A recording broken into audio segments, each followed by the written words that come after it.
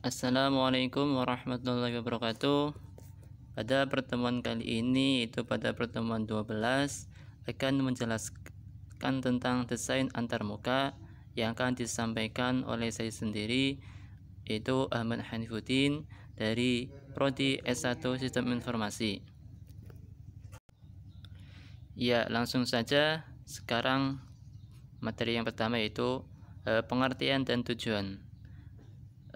Desain antarmuka atau interface design adalah desain untuk komputer, peralatan, mesin, perangkat komunikasi mobile, aplikasi perangkat lunak, dan situs yang berfokus pada pengalaman pengguna atau user experience. Tujuan dari desain antarmuka itu sendiri bagi pengguna, antarmuka pengguna adalah untuk membuat interaksi pengguna sederhana dan seefisien mungkin dalam hal mencapai tujuan pengguna atau user-centered design. Selanjutnya yaitu fokus desain antarmuka. Yang pertama, desain antarmuka intermodular itu dikendalikan oleh aliran data antara modul, berkaitan erat dengan desain tingkat komponen.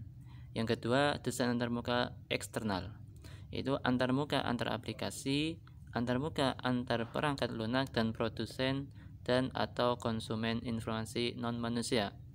Yang ketiga, desain antarmuka manusia komputer, itu komunikasi antara manusia dan mesin. Manusia sebagai pengguna memiliki berbagai karakter yang lebih sulit untuk dipelajari. Selanjutnya yaitu aturan dalam desain antarmuka. Ada 3 aturan emas dalam desain antarmuka. Yang pertama yaitu tempatkan pengguna sebagai pengendali. Yang kedua, kurangi beban memori pengguna. Dan yang ketiga, buat antarmuka secara konsisten. Model antarmuka. Ada 4 model yang berbeda memainkan peranan saat suatu antarmuka pengguna dianalisis dan dirancang. Itu ada 4 model. Yang pertama, model pengguna, model desain perancangan, model mental atau persepsi sistem, dan yang keempat yaitu model implementasi. Nah, dari beberapa model yang tadi ada 4, yaitu akan dijelaskan satu persatu. Yang pertama tadi yaitu model pengguna. Model pengguna dibuat untuk mendapatkan profil para pengguna akhir sistem atau end user. Pengguna dapat dikelompokkan sebagai berikut, itu pengguna pemula, pengguna berpengetahuan tapi jarang menggunakan sistem, dan yang terakhir pengguna berpengetahuan dan sering menggunakan sistem. Model selanjutnya yaitu model desain. Model desain dari seluruh sistem menggabungkan data, arsitektur, antarmuka, dan representasi prosedural dari perangkat lunak. Kemudian ada model mental. Model mental adalah gambaran sistem yang ada di kepala para pengguna akhir. Tingkat ketepatan deskripsi sangat bergantung pada profil-profil pengguna seperti yang dibahas sebelumnya. Kemudian ada model implementasi. Pada dasarnya, model implementasi menggabungkan manifestasi-manifestasi yang tampak dari luar sistem berbasis komputer yang digabungkan dengan informasi pendukung lainnya, yaitu baik itu buku atau video yang mendeskripsikan sintaks-sintaks semantik antarmuka pengguna. Saat model implementasi dan model pengguna sesuai, jadi para pengguna akan merasa nyaman dengan perangkat lunak tersebut. Nah, itulah tadi ada 4 model-model yang dijelaskan secara rinci. Kemudian ada proses perancangan antarmuka. Proses perancangan antarmuka itu ada 4 tahap perancangan. Yang pertama itu mengumpulkan atau menganalisa informasi dari pengguna, merancang antarmuka, mengembangkan antarmuka, dan menvalidasi antarmuka.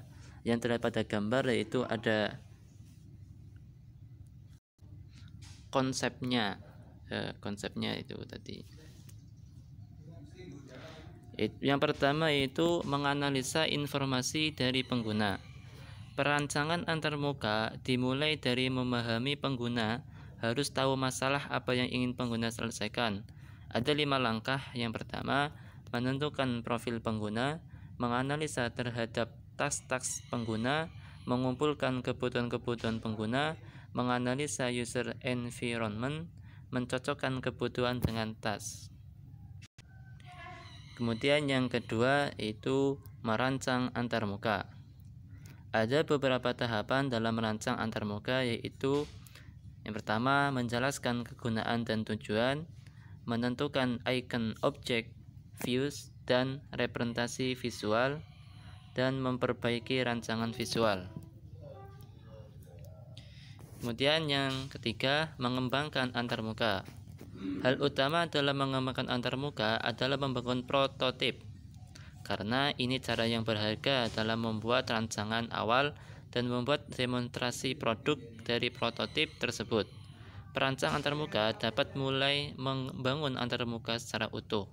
Tujuan dalam membuat prototip adalah untuk mempercepat dan mempermudah dalam memvisualisasikan desain alternatif dan konsep.